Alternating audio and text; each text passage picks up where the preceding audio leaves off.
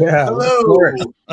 What's up, everyone? Welcome back to the Drummers Education Connection. I'm here with my good friends and amazing drummers and terrific educators, patient, supportive, encouraging educators, groovy, creative, solid drummers. Rick Stojak in San Diego. Give it up for Rick. Bart Robley down in Southern California, and Chip Ritter in Tucson, Arizona. What's happening, fellas?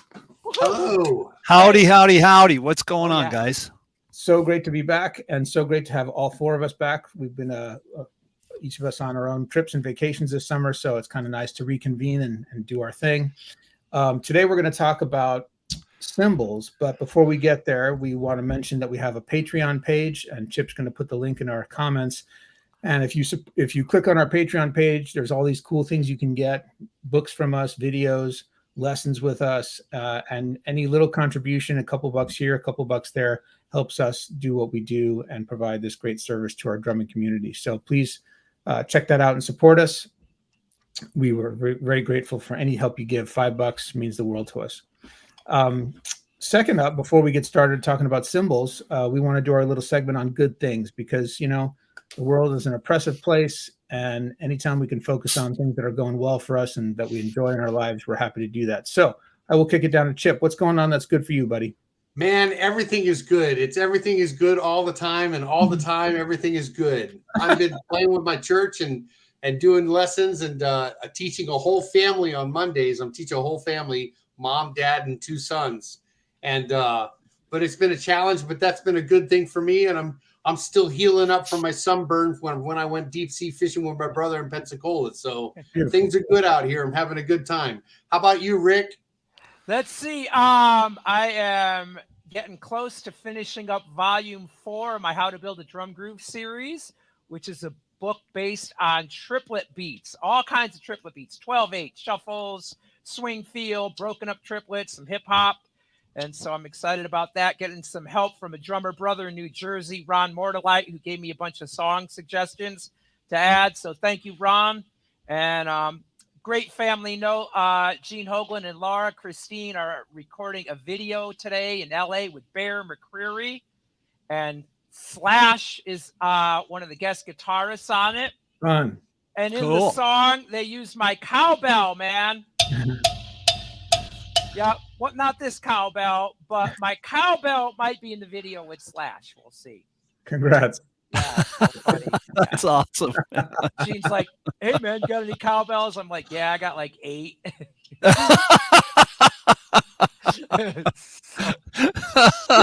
Rick, I think you just had the germ of an idea for the next episode at some point is let's talk cowbell. Cowbell talk, yeah.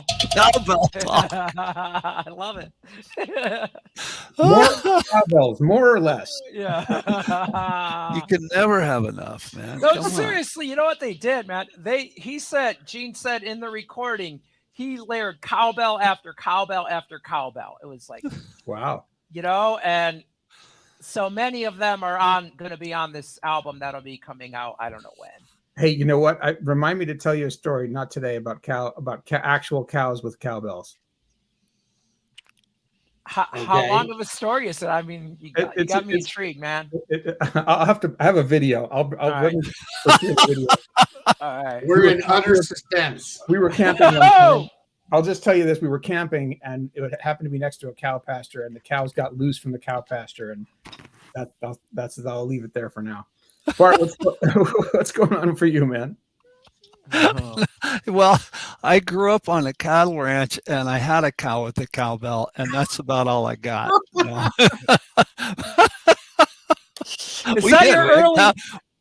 We had cows and cowbells, man. We had like a cow, they had cowbells. That's where they come from. The bell cow. Art, is that your early influence as a drummer? That might have been it. Those cows. That's what started it, man. I told everybody it was Elvis. I had old Bessie walking around go tonk donk donk. She walked just right through the field, so she had a great groove, man. Yeah. No, I got we got. What's that? Shit, yeah, shit. Pocket. They got a slow groove going. Great pocket, man. Kind of great like pocket. That's what she sounded like. She was very syncopated. What happened to the show? It just went to hell. The whole show just tanked, man. No, everything's Oh, going man. great, man. I got the next week, band SMB leaves for tour. We're going to be back east. We're going to all through the Ohio Valley, North Carolina, Indiana, Indianapolis, Kentucky, all over the place. So looking forward to that, hitting the road again and going out there, playing some music with some friends and making a few bucks, which is going to be nice. I've got a new book that is finally 100% done, laid out, finished, complete. It is called The Rhythmic Journey, Unleash the Drummer Within. And I'm really excited about it. I will give more details once I sign all the contracts and all the ink is dry on everything. But right now it's looking really good there. And so I'm really excited about it. I don't really have an ETA. I'm going to say by the end of the year, but hopefully before then, I'm thinking somewhere around the beginning of the holidays is what I'm shooting for. So I'm really excited about that. Lots of drum lessons going on, lots of recording sessions, just staying busy, and since I'm a drummer, I'm getting work and getting paid to play the drums. I'm happy about that. Right on. So life is good. Bart, congratulations, man. That's a major achievement to finish a book, even if it's not out yet released. Like your heavy lift is done, man. Congrats. Thank you so much. And Jeremy, you know what, man? The whole deck thing has been a huge inspiration to me as writing this book. And this is like, this will be really, I consider it really my fourth book. This is the first one that used the alphabet, though. So it's it's not an instructional book. It's a book. And Jeremy, you were a huge influence on me on that. And there were times where I'd be sitting there, and you know what? I'm reading it for like the fifth time. It's out on the dining room table because I started reading it again this morning. I have a little morning ritual that I do. And I was like, I haven't read Finding the Groove in a while. So I'm thumbing through that. And, and I'm telling you, bro, Jeremy, really, there'll be times I'm sitting at my computer and my eyes are bleeding. And I'm like, I don't want to do this. What would Jeremy do? So that, I thank you for your inspiration on that. I'm honored, Bart, honestly. Yeah. And I love you guys for supporting it so much and talking about it so much. And it's a big one. Yeah. And you know what? I write for Medium. I don't write for them. I post articles on Medium. I don't have a whole lot on there, but I love to write and have those on Medium. And Jeremy, I always put links to your book in there. So if anybody's interested in reading any of my little anecdotes for being a musician or drummer or life or anything like that, you can go to Medium and check that out. And a lot of links to Jeremy's book, because a lot of the stuff that I talk about in my articles are sometimes the cognitive things that happen with drumming and rhythm. That's what this book is about. And so I always point to Jeremy's book and to other books as kind of like the due north of, do that and you'll be good. So beautiful. Thank you, Bart. You bet. Yep. Anyway, enough of my yak. On my account, things are really good right now. have had a nice summer so far. Went a little vacation up to Oregon coast, but got a couple recording sessions coming up in the fall that I'm super excited about. And MoPhone is going to be recording our fourth album. And I'm recording an album for the first time with this group with a piano player named Erica Oba. That's really amazing jazz pianist and composer. So 2 recording sessions coming up, and another recording that just finally came out. This is a COVID project that I was involved with. And you know how those things go. They take a lot of time, especially those homegrown COVID things that we did when we couldn't meet up together in the studio. So this just came out, and I'm super excited about it. This singer-songwriter project. If you guys don't mind, I'll play it for you for about 30 seconds just so you can get it. Yeah. Really simple, kind of dreamy singer-songwriter thing. The woman singer, her name is Marie Schumacher. She's a woman that I've played with and have recorded with. Amazing singer and songwriter. She lives up in Portland. The meaningless assignments, when they underline the trouble that we're in.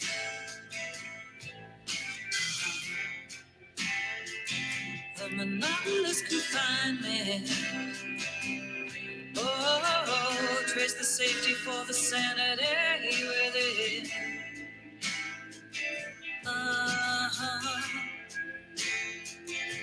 Sitting in the dream, studying the clock, staring at the screen. Anyway, to give you a taste. Nice. Thanks. Awesome. Super happy stuff comes out. You know, sometimes you forget about sessions you did like 2-3 years ago, and then they release it like, oh yeah, I forgot about that thing. Like during COVID. Anyway, Have you ever done a session, as a side note, and you go in and you do the session, and then you're back in the same studio like 6 months later, and all of a sudden here's this song, and you're like, who's that playing drums? I've had that happen. Yeah, I've had that happen. Yeah, exactly, totally. Just last year, this guy released a thing, and I was like, wow, that sounds great. Who's playing drums? I had that happen with Michael Blum. We did some re-records of all the Meatloaf stuff, and you remember that song "Everything Louder Than Everything Else"? It was on Bad Out of Hell too, and it was Kenny Aronoff on the original, and I went in and I recorded it, and then I came back months later to do another session, and he played it for me, and I was like, oh my God, it's so good. And at first I was like, you replaced my drums? Is that somebody else playing? It was so good. I was like, I couldn't believe it was me. It's so cool. That's awesome. Beautiful. Anyway. All right. So we're going to talk about cymbals. First question I have for you guys is, well, I'll say this first. I think that selecting cymbals is a really important thing, experience, part of being a drummer, sort of growing up into being, that next level, and you buy that starter pack when you're first starting out because they're cheap and they sound like you paid what you paid for them. And then you upgrade to your first setting where you're picking your cymbals one at a time and you're sort of cultivating a sound with them. I think that's a really important part of developing your sound as a drummer and sort of putting out, sonically what you want to put out. And of course, as you grow further and become, if you eventually become a professional, you end up collecting cymbals and more cymbals and more cymbals. And all you need to do is look at Rick's studio there, and you can see he's surrounded by cymbals, Bart as well. And of course, Chip and I have got our cymbals stashed away in our bags, and there's tons of them, more than I want to admit, more than my wife wants to admit. Another one? Really? What do you need another cymbal for? So, but would you guys agree so far that that's what I'm saying? Like, this is a really important part of your sound and figuring out an instrument. Oh yeah. So I think in a session, in a recording session, you change the cymbal, you change the ride cymbal, hi-hat, and the snare drum, and you got a whole different drum set. Right. Right. Exactly. And, you really can shape the sound of the music so differently with the different cymbal setup. So my first question I want to tackle and put out to you guys is, when you're helping students to purchase cymbals, they're finally upgrading to their first cymbal set, Pro Gear. How do you go about it? What do you tell them to listen for? How do you educate them? What directions do you point them in? I try to get them into a store what allows them to actually play the cymbals and hear them firsthand. That's number one for me, is finding out what they like or what appeals to their ear. My experience, Chip, has been that many students at that stage, they don't yet know. Like, it's kind of like very beginning students. What's that? You're talking about very beginning students? No, I mean, even the intermediate students, like it's kind of like when you go wine tasting. If you're not a wine drinker, you're like, oh, that tastes good. Oh, that tastes good too. That tastes good too. And it's like, after a little while, it's sort of, you don't even know what you're tasting anymore, because they're all seem the same. And so a lot of my students have mentioned that to me, like, they've gone to the store and they're overwhelmed. Like, there's just too many choices. I don't even know how to distinguish between what sounds good or what I like versus what I don't. Yeah. How do you tackle that problem, guys? Well, go ahead, Rick. Well, I've set up my dream studio here for teaching, and part of my initial plan was that I wanted it to be like a working showroom of the products that I endorse and play. Mm-hmm. So if you can't find a studio like this, you know, what Chip says makes sense. Go to a store. But in a store, there's somebody over there in the corner playing Smoke on the Water on guitar. There's somebody like ripping off crazy chops in the corner. It's very intimidating. So I do it as part of a lesson. I do like a cymbal education session. And so I'll have my students play. I've got 3 kits set up here with a variety of cymbals. So I'll have them actually play it, and we'll listen to the characteristics. It's sort of like a wine tasting kind of concept. Right. And so they can actually hear the difference between the different models, you know. I play all Sabian as well. I know Bart and Jeremy both play Sabian, and Chip plays Paiste, and so it's amazing when someone hears the difference between like the different model levels. Like when they hear the difference between an entry level cymbal and a pro cymbal, it's staggering for them. They're like, oh my gosh, I had no idea that there was a difference. I thought cymbals were cymbals. So that's the first thing that we kind of have to make them aware of. And then I always say, get your dream cymbals, build up to it if you can. But if you're just getting started out, just getting the cymbal packages of the entry level cymbals is a great idea. But what about the student they know they're ready for the next kind of cymbals, but they don't know what their dream cymbals are? Right. They can hear the difference between the stamped ones that come in the pack and the hand hammered ones that are made by hand, but right. they don't have any direction. Like, all right. So in that case, what I'm going to do is start looking at what kind of style do you play? Right. What is your attack? I play a lot of Sabian AAX series, which are cutting and rock-like, and they're very explosive and very, very fast. I find that a fast cymbal is great for a player getting started, because you hit it, boom, the sound is there. There's no delay. So I tend to steer more rock players in that direction. A thicker cymbal is going to be louder. It's going to have more attack. So if you're a rock person, something like that AAX or the AA series are going to be really, really good. But if you're more of like all round or into maybe some type of jazz or funk, then you have the HHX series, which bring in a little bit more hand hammering, which bring in darker tones, and a little bit more sophisticated, fancy palette. So I think so much is playing style / budget. Right. So what do you tell them, Bart? I ask them first if they're in a band. Yep. And if they say yes, I say, well, take the singer to the store, and whatever they hate, buy those.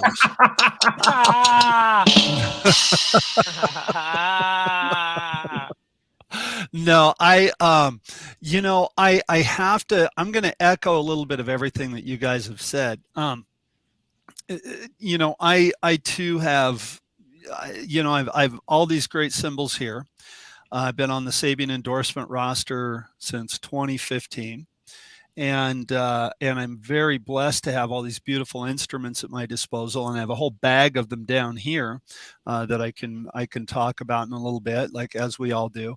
I agree with you. You've got to kind of figure out your palette. You've got to go with what kind of music that you play, and having them come in and play it, I agree that there's a huge difference between, this particular one is a hand hammered, raw bell ride. There's a huge difference between this ride cymbal and a Sabian V8, which is their entry level cymbal. Okay. So I think that they can get overwhelmed with, or I agree with you, Rick. They hear the difference between the two, and they're just like, "Oh my God, what? I had no idea." And I think it is kind of an overwhelming, daunting thing. A moment ago, I'd mentioned, you can change out the cymbals in the snare drum and have a whole different drum kit. I kind of liken it to snare drums, a brass snare drum versus a wood snare drum versus a stainless steel. There's so many different sounds.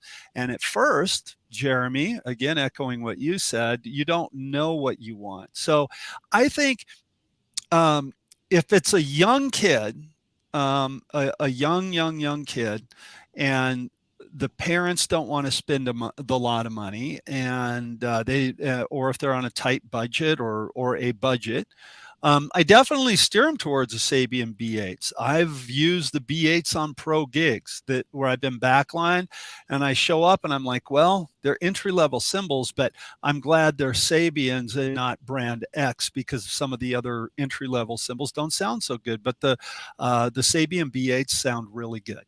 So I think that's a good place to. I think that's a good place to start. And then Rick, like you said, I think that the AAX, like I have a right here, I've got a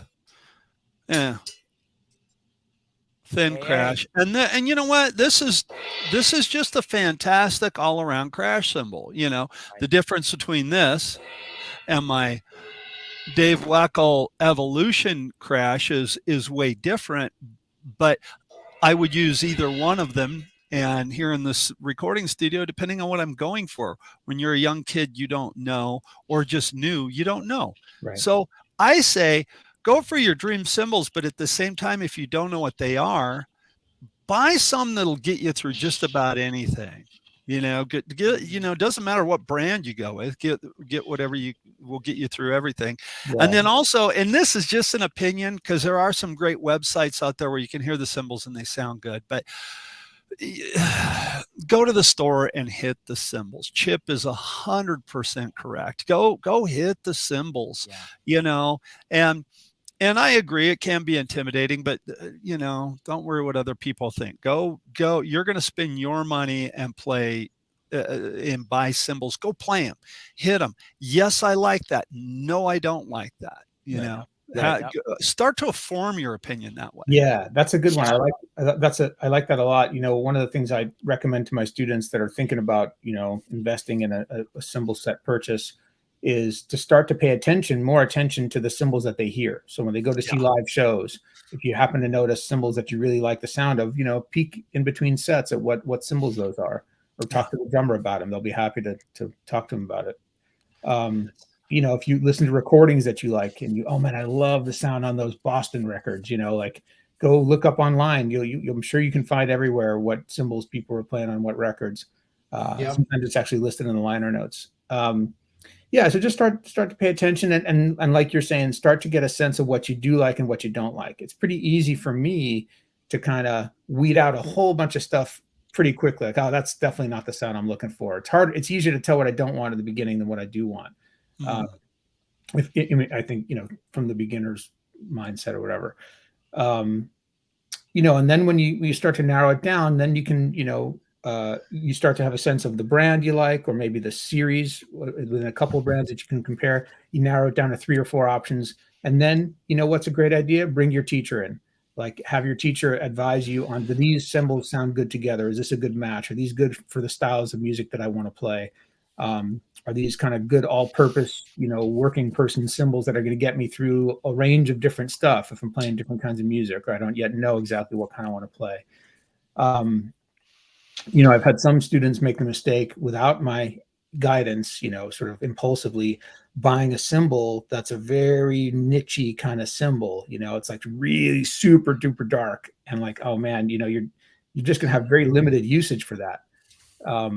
So that's cool that you bought it, but that's not really what you want as sort of an all-purpose, ride cymbal as a basis.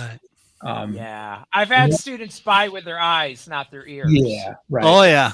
They usually regret that, but there are tons of resources online. I 100% agree that you should buy the cymbals, if at all possible, buy cymbals that you have your hands on and your ears on, because I've had the experience of listening to cymbals online with the headphones, trying to really geek out on getting into the sonic properties of it, and then I buy it, I order it, and it comes and oh man, you know what? It doesn't sound like I thought it did, right? Or it's different in my studio, or different in my room, or different when I put it with my other cymbals. So as much as possible, buy cymbals in person. Yeah, Bart, you got something? You bring up a really good point right there with what you just said. I think it's important as educators to point out to the student that, okay, you're here at Studio X and you're banging on the cymbal and you're playing it, you really like it, and you're going to take it home and it's going to sound a little bit different. And then your band,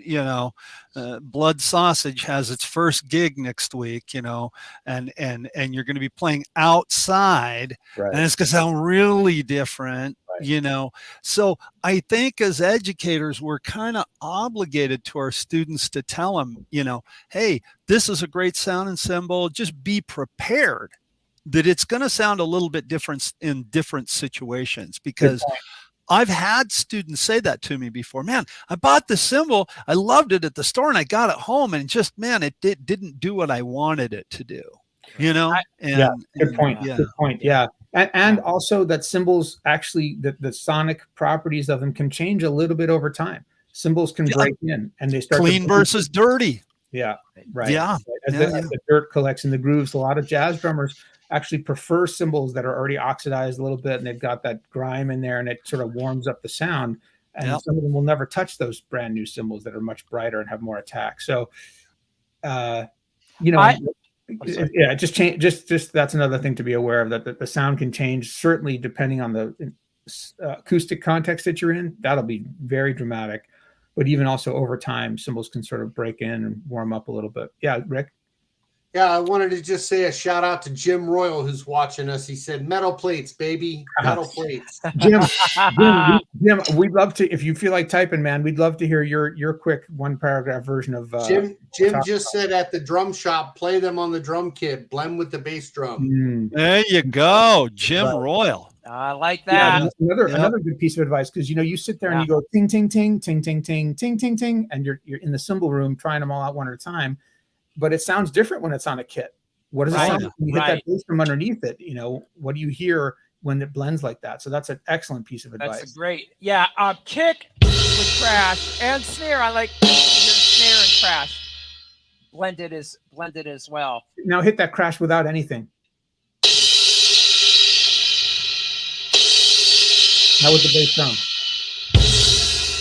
See, boy, that sounds different to me, right? You hear a lot more of the high end. You do. Yeah.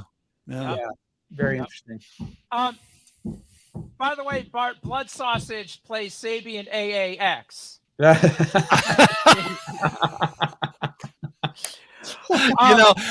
Blood Sausage made it through a full world tour of 2 years without breaking one Sabian AAX. Right, Unbelievable. Right. Unbelievable. Well, I have Sabian AAX. Dude, burnt toast should have been way bigger than they were.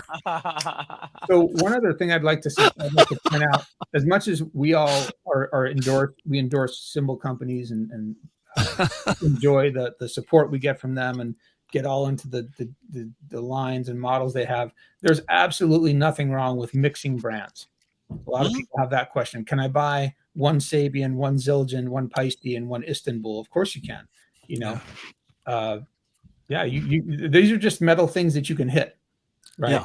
They have certain sonic properties, and it's up to you to sort of, pick whatever ones you want that match together. That's another important thing, matching your cymbals as a set. I think that's really important. You might really like the sound of one pair of hi-hats. You might really like the sound of a crash cymbal and the sound of a ride cymbal. But then when you put them on the same kit, you're like, oh boy, this sounds like I'm playing in 3 different genres at the same time.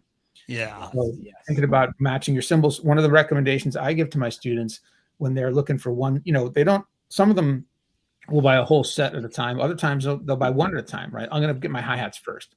Then they get the hi-hats. Then they get the crash. It's okay. If you're going to go, buy a ride cymbal, I want you to bring your hi-hats to the store with you and set them up on a stand. They'll let you do it. And then try rides with your hi-hat and crashes so you can see how they match and pair together. Yes. Right on. I did want to mention a series of Sabian that are more entry level, but I feel like it's good quality. It's the XSR series. So I would look up all the, if you're thinking about a manufacturer, look at all the different series. That's one of the things you're gonna find, that there's this grade, that grade, this grade, that grade, and there is a kind of, you get what you pay for. And keep in mind though that a budget cymbal just has less workmanship in it, and it may not last as long. So There's that. cymbals do crack, people. People don't, like, a lot Yeah. of new drummers don't realize, like, what they can crack.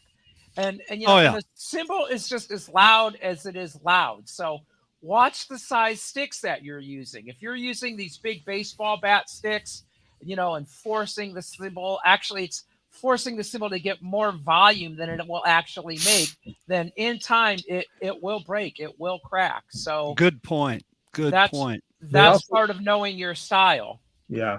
They'll also crack if you have bad technique and are hitting the cymbal, at a more perpendicular angle. So, knowing how to angle your cymbals and how to hit the crash with a glancing blow, that's an important piece of the puzzle. Yes. One of the things that I do, my cymbals are all tilted towards me. My crashes, I've always had them tilted towards me. And this is a personal opinion. This is not a fact, but what I have found over the years is, I remember way back in the day when there really started being a lot of different lines of cymbals, right? Like whatever company you went with, they had a lot of different lines, right? They started making new innovative sounds. And there was a company that had boasted that they had an unbreakable cymbal and it was really thick.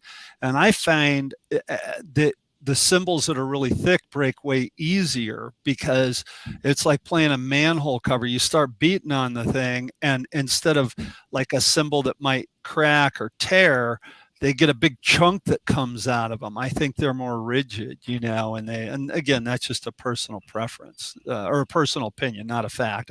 What I've found true for me. So I want to point out something too. I want to show this really quick. We haven't really talked about this, but one of the things that that I want to show here really quick is this. And one of the things that is, hey, there's my picture. That's what I wanted to show. There's my Beautiful. Gretsch picture. You like that?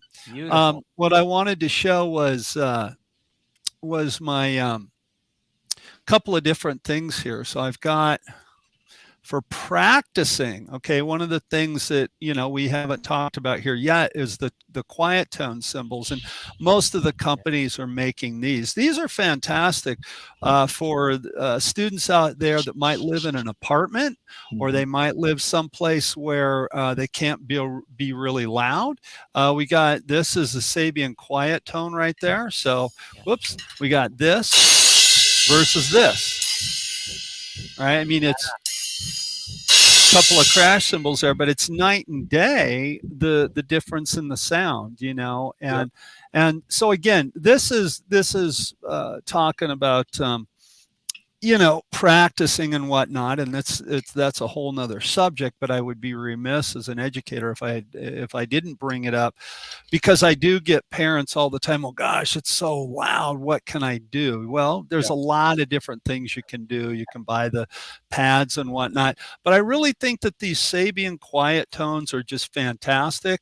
I've got a full set of them. This is the only one I have here at the house, because they're actually in the trailer right now, heading back east, because I'll be giving lessons while I'm on the road and practicing while I'm on the road. And this is another thing for touring musicians that is fantastic. When you're in a hotel room, they don't like it when you play the drums in a hotel room. So you have this and a couple of these and a practice pad and a hi-hat. If we're staying someplace, like if we have a residency, every once in a while, we'll do about every other year, we'll do a week out in Laughlin. I set up a little makeshift drum set in the room, and I just go to town. I have a set of those upstairs on the kit that I have in my living room. And when I play with my son, who's a jazz piano player, we'll play together, and it's the perfect volume for playing with an acoustic piano. So yeah. I want to add something about the quiet tones also. The hi-hats, actually, I know they're just for practice, but I think the hi-hats actually have a very, very cool sound to them. They have a fantastic They sound to they them. I really, was going to say yeah. that I've recorded them. I've Yeah. used them in a recording session You before. have. Oh, that's Yes, I have. I'm not And surprised. I'm not surprised. The other thing is, so many times, drummers can't make noise, so they have electronic sets at home for practice. And their number one complaint is always the cymbals suck. They don't. It's very hard to emulate a cymbal with a piece of wood and rubber over it, right? And so you could get the Sabian quiet tone cymbals with electronic drums, and you're going to be really cooking with that. what I was just going Yeah, to say, I'm gonna hear Rick, those in the actually I was just going to say, if we're, I don't know if you can see it in the where I went over to the where you're looking at the picture there, but right below that picture, there's an electronic drum set right there, Yeah. and Oh, I see it. I spend a lot of time at that drum set. And again, right now you see the rubber cymbals on there, but on that kit is a set of the hi-hats that you have in your hand and a ride cymbal. Again, they're in the trailer right now heading back east for the tour, but I use them on the E-kit because they do sound so much better in person when you're in here practicing than the rubber cymbal. So they work great in a million different ways. And so, but yeah, thanks, Rick. I appreciate that. That's great, man. Yeah. What about sizes, you guys? So when you're recommending your students who are buying their first cymbals, do you have a standard 14-inch hats, 17-inch crash, 20-inch ride that you recommend, or do you keep it a little more open? I usually stick with 14-inch hi-hats to begin with, no matter what. I just find that that's the best hi-hat sound overall. Mm-hmm. What about a crash size? To the ride, I don't know. Go ahead, Rick. I tend to it's one of the great things about drumming is as you keep going, your palette evolves, and then you want to experiment with different things, and then you might find that, well, I like 13 hats for this quick, fast kind of thing, and now I've got these 15s that are like low and loud with the bell, but 14 is generally like that standard. But you can expand as you go, so you're not, that's one of the great things about it. So, but I'm with Chip. Generally, 14 is probably a good starting point for hats. Agreed. And then, really, the bigger the cymbal, the louder it is, technically. Mm-hmm. So, space, you have to consider space too. If you're in a really tight environment, that could be a factor, whether you're like right up against the wall. Do you have a standard crash or ride size that you would recommend? Crash and ride for a complete beginner, I just tell them, again, listen to the sound, but usually a 20 for the ride, and then crashes, if you're going to buy a package, doesn't matter what brand, there's usually a 16 or 18-inch crash if you're going for a bigger one. If they've been playing for a while, and they're starting to develop their sound, personally, I like bigger cymbals. I like bigger, thinner cymbals because they're washier, and I'll give that opinion to my students. I'll say, the bigger, the thinner the cymbal they are, it seems like you can get more out of them. They're a little bit more diverse. They're not as rigid, and you can work them a little bit more. But I have to leave that up to the student. So yeah, for complete beginner, I say 14-inch hats, 20-inch rides, 16, 17, 18-inch crash, whatever is available in a package. If they're not buying a package, 16 is fine. And then, go from there. And then, and like Rick said, I mean, the longer you play, the more your taste and your palate evolves. You just, oh wow, you know what, this cymbal is not it works for me in certain situations, but in other ones it doesn't. And I've got a whole bunch of rides here, that I could choose from depending on the gig. Yeah, I find that as I go on through my drumming life, like that I have more and more very specific ideas about exactly the sound that I want if I'm not able to get it out of the cymbals that I'm using. I'm like, oh, this one, I like it, but it doesn't have that whatever complexity or wash or darkness that I'm wanting to hear in the sound in the band that I'm playing. And so then I'll sort of seek out that cymbal that fills that niche for me, if that makes sense. Yeah. But Yeah. that's super specific, in the beginning. It's more like just get yourself a good sounding set of working cymbals, like you guys say, 14, 16, 17, and 20 or 21 even. And that'll do you right. What was I going to ask you guys? I got a question for Chip. I want to throw at him real quick. Go for it. So Chip, you're a Peisty guy, and Peisty cymbals are absolutely amazing. I've been a Sabian guy, and I'm through and through Sabian. I love Peisty cymbals. I played them a lot. The Sound Edge hi-hat, the famous 15-inch 2002 Sound Edge hi-hat that Bonham used and everything like that. Do you use the Sound Edge hi-hat, and what do you think it gives to you, that bottom cymbal? Can you explain what that is to our viewers? The Sound Edge, the bottom cymbal's a little wavy, right? Mm-hmm. On the edge of the and cymbal. So because it's wavy, it's got this more of a clang or inherent shush to it. So it's kind of pre-shushing. Mm-hmm. Yeah. Which is great if you want that kind of trashy or kind of heavy. If that's what you want, right. That meaty hi-hat sound, right? Which is just perfect for a lot of situations. But if you're playing jazz and you want that tight, crisp chick when the hi-hats close down really, really tight, that's not the run for you, right? No, right. Yeah. Right. So much of it depends on the style of music you're playing, and there are certain cymbals. I mean, there's no rules about it. You can get any cymbals and apply them in any style of music. But what you tend to hear sonically is certain cymbal series lend themselves to more heavy rock, aggressive playing. Certain cymbals lend themselves to mellow or lighter playing, where you can hear more overtones and complexity in the cymbal. Which reminds me, another piece of advice, when you go to buy cymbals or check them out, don't just bring one pair of 5As with you, right? Why? I mean, unless that's all you ever play, then fine. But if you use different sticks for different kinds of songs or different kinds of bands or playing situations, some of my students are amazed when I take a 5A or a 5B and I tap my ride cymbal with it. And then I take a jazz stick, like a Peter Erskine Vic Firth model I use a lot, and I tap it with that stick. Like, oh my God, that cymbal sounds totally different with those two different sticks. Yeah. So bring what you use and what you're used to using, so you can hear. And I always, if I'm gonna go check out cymbals at a store, I'm bringing my stick bag. I've got my brushes. I got 4 or 5 different pairs of sticks. I got my hot rods, and mallets. Right. I've got some questions for you guys for hi-hats. Now I happen to have 3 sets of hi-hats here. My 15-inch groove hats. These just pretty much live here because they record fantastic, depending on the session.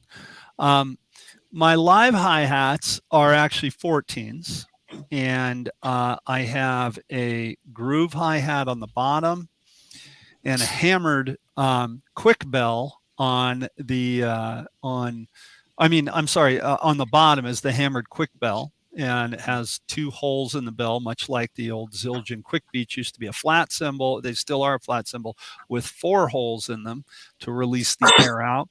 And then the groove hat on the top. I really like the way they're real thick sounding, but I can get that real fast, real chicky sound that Jeremy's talking about. And Jeremy, since you have those there, I have a pair of Stanton Moore Crescents right here. Nice. That I got from before Crescent became part of Sabian, and they're fantastic. So your hi-hats, Jeremy, I'll throw it to you since you have yours there. What do you look for in a set of hats, and how do you go about picking out a set of hats for yourself, and what do you suggest to students? Yeah. Again, big fork in the road for me is style. Yeah. And I've got a different setup of cymbals when I'm playing bebop gigs versus when I'm playing funk gigs versus when I'm playing rock gigs. Yeah. And these are my all-time favorite jazz hi-hats. These are the Crescent Hammertone 14-inch hi-hats that Sabian makes, that are based on Jeff Hamilton, who's one of the top jazz drummers in the country. I mean, just amazing drummer. And he was involved with the design of these. And they're super crispy, like, wow. Very staccato. Yeah.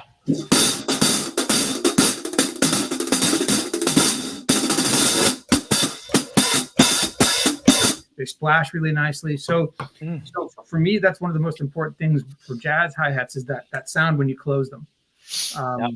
The stick sound, of course, is important as well.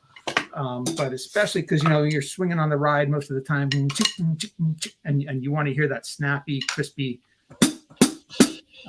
sound on the hi-hats.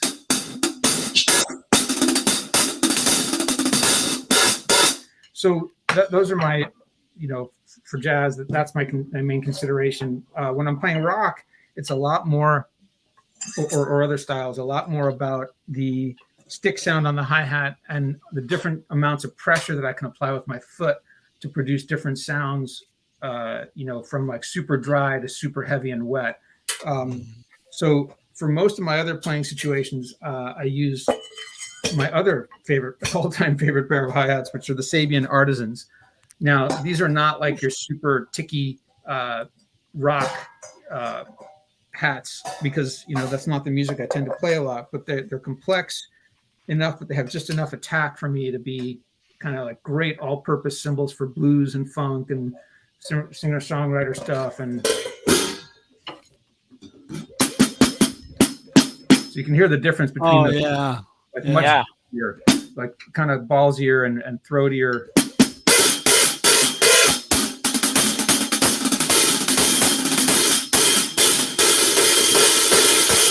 And they have enough sort of meat on the bone when I want to rock out a little bit. I have other pairs too, but these are my two go-to that I use more often than any of the others, for sure. Yes. Those sound great, Jeremy. Oh man, they really do. I know you guys are not as much. I think, or maybe I'm wrong. Maybe you guys have some of these. The Artisan series, the Sabian Artisans, man, those are just beautiful cymbals, and they are. To me, the Artisans and the Evolution are the two best cymbals. Agreed. My standard setup is a combination of Evolutions and Artisans. Unless I'm using the hammer tones. So what? Go ahead. Well, just to add to what you were talking about with hi-hats and really with all cymbals, if you're trying to select them, play them lots of different ways. Don't hi-hats, you've got the top, you've got the edge, you've got partially open, all the way open, even the bell of a hi-hat, and then of course, like you were demonstrating, the foot shift. So play these all different ways. Even the hi-hats, the edge of the stick. Get that neat, and you might find that, I like that sound on this particular cymbal, but that one is lacking. Right? Yeah. And so that's it. It's always trying to find like the perfect cymbal that's well-rounded. Yeah. I'm always trying to find like well-rounded cymbals. Like it's good for this, it's good for that, it's good for a little bit of everything. So that's a consideration for drummers as well. Mm-hmm. Mm-hmm. So, Chip, what kind of hats do you use, bud? Man, before I get into my hats, let me tell you something. I don't go anywhere with my cymbals. Don't go anywhere without my Enduro Pro cymbal case. There you go. Yeah, buddy. That's good. This thing protects my investments, man. I'm telling you, it's one of the best things I have. Okay, so for my hi-hats, I got the 14-inch Peisty heavy full signature reflector hats. There you go. These are like Rick was saying, these are like a jack of all trades. They got a nice swooshy rock feel, and they got a good quick chick to them for hi-hat and jazz playing. I just love them. They're really an all-around great cymbal to have, and they're like the Cadillac of the Peisty lines. You guys are talking about Evolution or whatever, but signature reflector is like the top end Peisty level. So I love them. I used to have a pair of Peisty signature hats that 13s that I absolutely loved. Yep. Right on. Great. Very cool. I love that shine, by the way. I love brilliant finish, and so I do too. Now cymbals come in brilliant finish or natural finish too, or kinds of combinations. So and it's not just how they look. There's a difference in the sound. Yeah. Yep. The more natural finish tend to be a little darker, is my observation. Yeah. And the brilliant finish tend to have a little bit more brightness. bright. Ping. Yeah. Yeah. I also think that we should talk about this, and I'm going to put these up first, so because Chip will really appreciate these, because these come from our friend Mike Dorfman, and that is talking about specialty sounds, okay, and different kind of specialty sounds. These are from Trick Drums. These are just what he calls sound slabs, okay? And it's literally just that. It's just a real Like a short, sound effect. yeah, very much a sound effect, a real short burst. And then I have, and these come in different sizes, a Sabian chopper, which is the same type of thing, you know. Works fantastic live and in the studio, just very much a short burst of a sound. You can use, I mean, this is something that is definitely you know, students do ask me about it, and I have to tell them, well, you know, it's not going to be your main thing that you go to all the time, but it is going to be something that, you know, you could possibly use in the right situation. And then also, you know, I always get a lot of questions. Do I need a China cymbal? Well, you know, again, if your singer hates China cymbals, buy a bunch of them.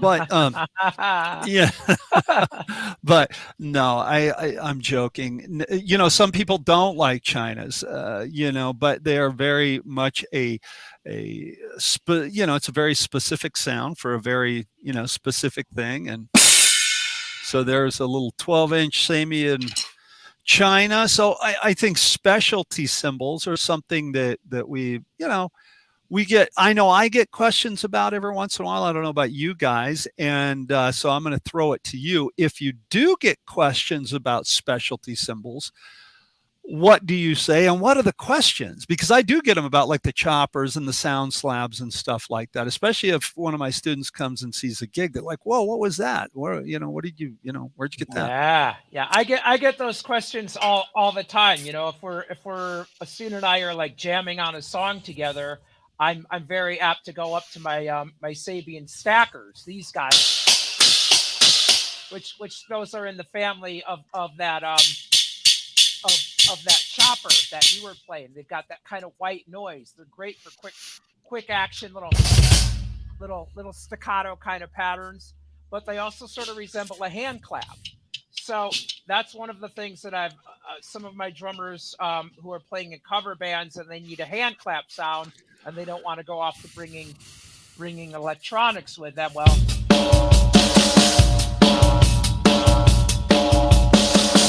right, it emulates that white noise or hand clap kind of sound. Yeah. So and then I think it's important for people to realize the categories of cymbals. We have ride cymbals, we have China cymbals, we have crash cymbals, and then we've got effect cymbals too. Well, so yeah. We didn't mention splash cymbals, which splash are generally like the little guys. You know, 6, 8, 10, even 12-inch. They're very thin and thin cymbals, you know, are just super. They've got that little trashy kind of vibe to them. Really quick, right? Yeah. And you could hit them, or you could choke it. Which the cymbal choke is the coolest thing ever. You hear the cymbal pop. Coolest thing ever. That's ever. If Paul Newman was a drummer, that's all he would do. He would just walk around going. Well, you know, honestly, it's one of the things I listen for, even on a crash. I'm hitting a crash. Yeah. How does it sound? And then I want to hear it. I want to when I choke it, I want to hear that bite. Does it go? Right. Yeah. What do you got? Yeah. Woo! That's wicked sounding. What is that? This is a P.E.C signature full crash. This is my 16 that goes up on my left side. I got it because it's an all-around really great cymbal. It goes good at low volumes, sounds really good, and does a good flashy, good crash when you're doing rock songs. And then I got my 18-inch signature reflector, P.E.C. That's on my right side. This is more like a truck. This is more like when you get into it, you know what I mean? It washes. And then so I don't want to get left out. I want to make sure that I share my ride. I've got a signature Stuart Copeland Bluebell Woo-hoo-hoo. 22. That's Peisty. Wow. Chip, does the color on the cymbal, All purpose. does the What's that? color, does the coloring that they apply to the surface of the cymbal change the sound of the cymbal? It makes it darker. Yeah. And do they have It makes different it colors that darker. have different degree kinds of darkness or whatever? I don't think so. I think the color is all the same darkness. Gotcha. I've know, got a one thing question for worth Rick. Can I throw it out there real quick since we're talking about color? Yeah. Okay, Rick, you and I were at the Sabian Days thing. Remember last year at NAMM? Yeah. It was fun. Okay. Yep. And I don't know the answer to this, and I'm coming from a place of being naive, and I'm a Sabian guy. Remember the cymbals that he had that were all those different colors? They were like a prototype. Oh yeah. What Yep. is that? Do you know? Or though, because that's right, that die is right into the cymbal, correct? Well, Sabian, right before NAMM, or right before COVID, excuse me, started experimenting with these like sort of light decal looks, and it was actually like a subtle decal. So I don't know that they were putting dye in rather than just Okay. sort of a so your symbol would look like flames or all kinds of wild things or dice or whatever have Oh, you.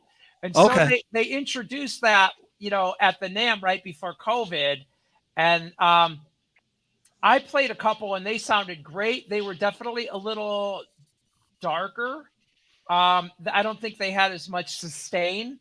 Maybe they got a little muffled by that decal.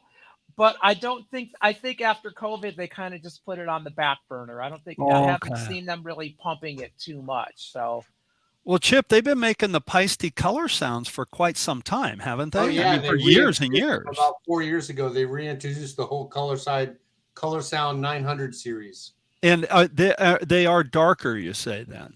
They sound darker than the normal cymbal. Yeah, So it kind of mutes them a little bit, maybe? a little bit, a tiny bit, but that's my opinion. I mean, other people rave about them.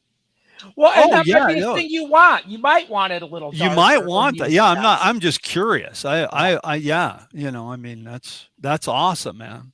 That's great. I've got one statement and then one question for you guys. The statement first is about I feel like in a discussion of cymbals, we have to just spend at least a minute talking about a jazz ride cymbal, because that, for jazz drummers, that is like the most important part of the entire drum set. It's the piece Mhm. that you're using the most. It's what propels the music forward. That's your sound. That's your sound, yeah. Yeah. And so, I mean, when I set up for a straight ahead jazz gig, I actually set up with 2 rides and no crash. So, you're looking for a ride that's got a little bit of wash to it. It can't be too pingy, but you have to have, if you're going to use 2, they have to complement each other, one a little drier perhaps. But, the search for the perfect ride cymbal is kind of like a never ending thing for a lot of jazz drummers.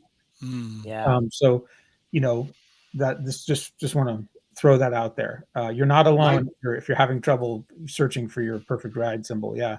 My favorite ride cymbal is a 20-inch 2002 series Peisty. I've got that in the church kit. It's a beautiful cymbal. It's well-rounded. Again, top of the line. It's as high as you can get. And it sounds amazing. I played all kinds of jazz gigs with it and loved every minute of it.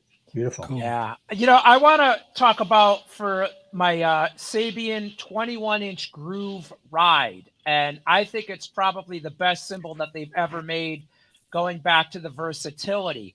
The thing about this ride is, and listen for this when you're checking out your rides, if you want that really thick, bright ping, the cymbal's going to be heavier.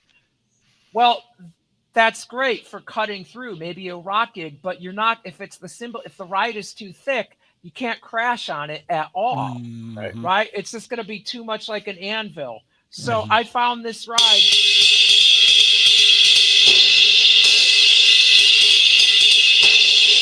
I can crash and ride, and the bell just cuts like crazy. So definitely with your crashes, with your ride, that's a thing to look for. Can I crash on it? Am I willing to give up that crash for more ping? And then how does the bell sound? Can you crash on a good jazz ride, Jeremy? Oh, of course, absolutely. Yeah. I mean, that's critical. I mean, because often you're not even setting up with a crash cymbal. You're using you're playing with the articulation on the ride cymbal all the time in your timekeeping. It's not just, one dimensional with the same attack, right? You may be going,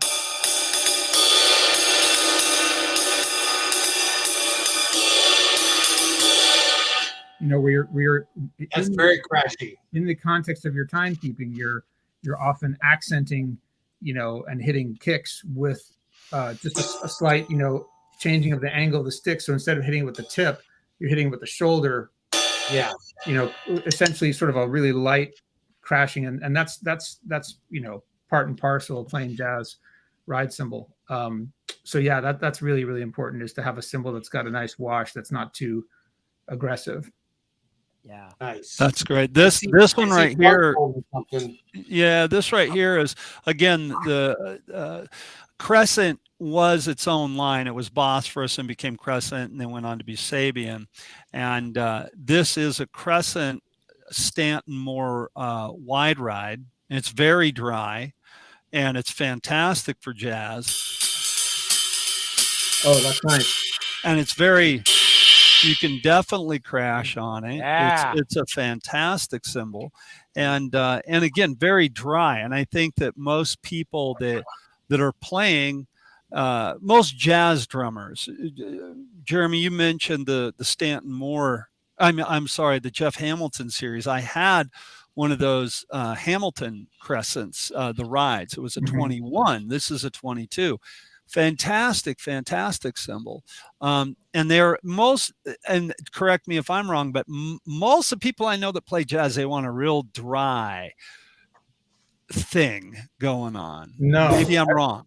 I don't think that's true. I mean, really? Okay. Sometimes there are definitely some drummers who like that dryness, but boy, if that's your only cymbal and it's super dry, you're in trouble, I think. Okay. As a matter of fact, going in the opposite direction from dry, a lot of jazz drummers will this is not a Sabian, but will put rivets in their cymbal. Oh yeah, you see that? Yeah. Rivet there. This one has 2 rivets that come built in. I've had other cymbals where I've drilled holes and put several rivets in, but this one makes the wash last for a really long time. You can go out and have a bite and come back and it's still. Oh yeah.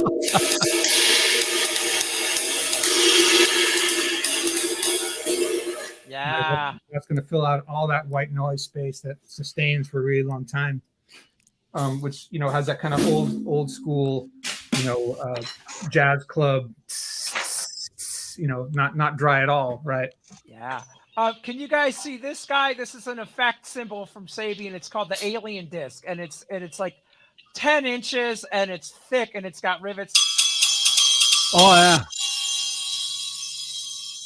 What's cool? It's so fun. You can see when we all, because we're almost out of time here. You can see it when we all talk about cymbals, we all get excited. Yeah. Right? Like, hey, listen to this one. Check this one out. And, yeah. Hey guys, listen to this cup when I hit it. Listen. Doesn't that sound great? Hey, it actually does kind of sound good, doesn't it? Wow, that's kind of cool. That's the thing, man. You just want to love the cymbals that you play and be happy with the sounds, produce the sound range that you like. But there's no right answers. That's for sure. Like, you get 4 different drummers, you're going to get 4 different cymbal setups. I bet we all have some cymbals that sound somewhat similar, right? For some of our sort of all-purpose stuff. Yeah. But we also have lots of cymbals that sound really different. And, there's no end to how many cymbals you can buy. So you can always keep going. Do you guys ever sell old cymbals that you kind of grow tired of? No. I sold the one that I mentioned to you a minute ago, the Jeff Hamilton one. I sold it a couple of years ago, and the only reason I sold it was because I had it and I'd used it like maybe 3 times at a gig, and I used it on one session, and then it sat there for about 2 years. Right. It sounded great, but it sat there for 2 years. And a student walked in my studio one day and he was playing it, and he goes, "Man, I love this cymbal. Will you sell it to me?" I was like, if I haven't played it in a while, I sold it. And what I really wished I wouldn't had now, because I don't teach that guy anymore. And I know somewhere along the line I'm going to need it. It's like It's like snare, again, back to the snare drum analogy. I got 1 billion snare drums, and all the time I have students, hey, can I buy that from you? No, you cannot. Go buy your own. All right. Well, thanks for spending your hour with us today, everybody. Learning about cymbals, talking about cymbals. I learned a lot, that's for sure. Hope you guys did too. And we'll see you guys next week. What's up? What are we talking about next week? I forget. Oh, fills, drum fills. Drum fills. Drum fills. We're Drum gonna fills. have an episode about fills. Yep. Oh yeah. All right. Check out our Patreon page. Check out our websites, and have a great week playing drums. Awesome. Anytime. See you, everybody. Thanks for everybody. watching us. This was a Thank you. great show. Appreciate it.